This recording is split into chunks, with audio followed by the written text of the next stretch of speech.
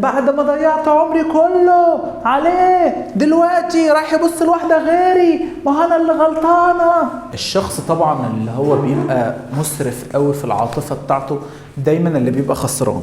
ليه؟ العاطفة الأوفر الجياشة قوي اللي احنا بنشوفها من بعض الناس دي بتتعبهم.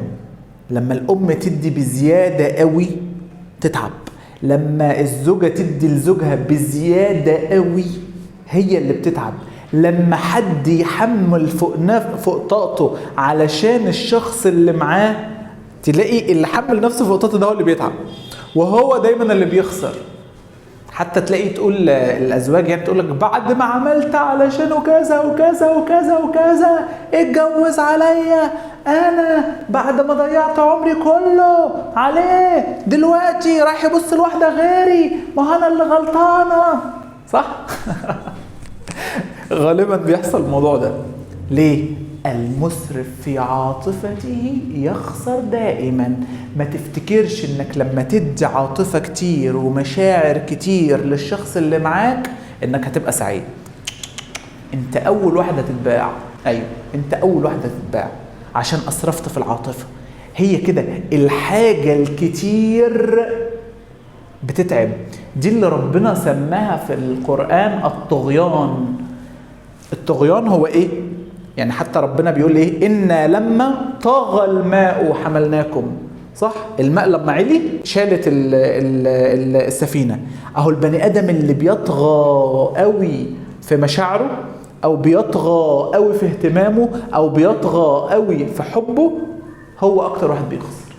المسرف في الحب كده اللي بيدي بزيادة قوي ده هو اللي بيخسر. وهاتولي زوج او زوجة ادى بزيادة وكسب، مستحيل.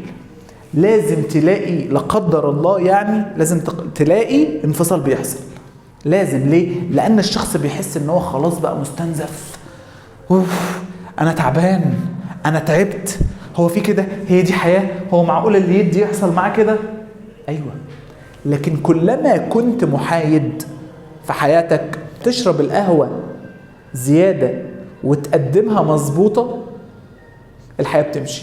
لكن انت بتعمل ايه مع نفسك؟ انت بتشرب القهوة سادة وتديها زيادة.